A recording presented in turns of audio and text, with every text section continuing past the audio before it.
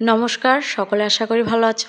আজকে আরেকটি নতুন ব্লগ নিয়ে হাজির হলাম। আমি প্রায় অনেকদিন কাজ করে দেখলাম তোমরা আমার বেশিরভাগ রান্নাবান্নার ভিডিওগুলো পছন্দ করো, তাই এখন থেকে ভাবলাম রান্নাবান্নার ভিডিওগুলো আমি একটু লং ভিডিও করে ছাড়বো, আর সাথে যদি পারি কখনো আমার লাইফ স্টাইলগুলো দেখাবো। এর বাহিরে যদি তোমাদের আমার ভিডিওগুলো পছন্দ হয়ে থাকে বা দেখতে ইচ্ছে করে অবশ্যই আমাকে জানাতে পারো। আমি চেষ্টা করব রান্নাবান্নার পাশাপাশি অন্যান্য ভিডিও শেয়ার করার। তোমরা যারা যারা আমার ভিডিওগুলি দেখো তারা তো অবশ্যই জানো যে আমার রান্নাবান্নার ভিডিওর পাশাপাশি আমি কিছু ফানি ভয়েস দিয়ে থাকি বা কিছু ইমোশনাল ভয়েস দিয়ে থাকি। আমার এই ভয়েসের মধ্যে তোমাদের কোনটা ভালো লাগে অবশ্যই জানাবে, আমি সেইভাবেই ভিডিও করার চেষ্টা করব। এখন প্রায় রাত বাজে 1টা। আমাদের পাশেই মন্দির, খুব সুন্দর কীর্তন চলছে। যেহেতু অনেকটাই রাত, চারপাশটা একেবারে নীরব, কীর্তনের আওয়াজটা একেবারে সুন্দর শোনা যাচ্ছে। জানি না ভয়েসে কতটুকু শোনা যাচ্ছে।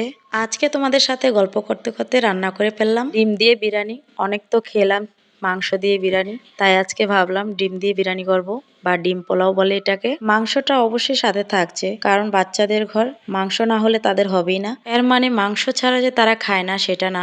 আজকে যেহেতু বিরিয়ানি বা পোলাও রান্না হচ্ছে, তাই তারা মাংস ছাড়া খেতে চাইবে না। আর কে কে আমার মতে এরকম ভাবে ডিম পোলাও করে থাকো অবশ্যই কমেন্টে জানাবে।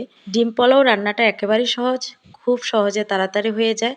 তোমরা ইচ্ছে করলে বাচ্চাদের টিফিনে ডিম পোলাওটা রান্না করে দিতে পারো। তোমাদের সাথে আরেকটা আইটেমও শেয়ার করব, সেটাও একেবারেই সহজ, খুব তাড়াতাড়ি রান্না হয়ে যায়।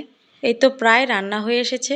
যখন ঠিক পোলাওটা এরকম থাকবে আমি ডিমটা দিয়ে দিয়েছি, আর অল্প কিছুক্ষণ রান্না করলেই ডিম পোলাও রেডি। তোমরা অবশ্যই দেখে নিয়েছো আমি আজকে ডিম পোলাওটা কিভাবে রান্না করেছি। সবশেষে এবার আমি উপরে ছড়িয়ে দিব পেঁয়াজ বেরেস্তা। পেঁয়াজ বেরেস্তাটা উপরে ছড়িয়ে দিলে দেখার সৌন্দর্য হবে, পোলাও বা বিরিয়ানির স্বাদটাও বেড়ে যাবে।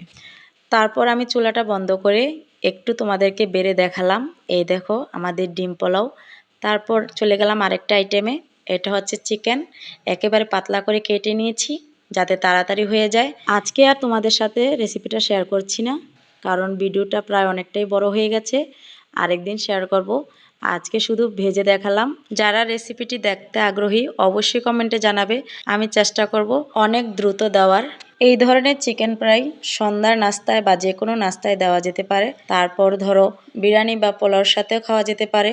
তোমরা শুধু চিকেন ফ্রাইগুলো দেখো কি সুন্দর কালার এসেছে আর মুচমুচে ভাজা হয়েছে।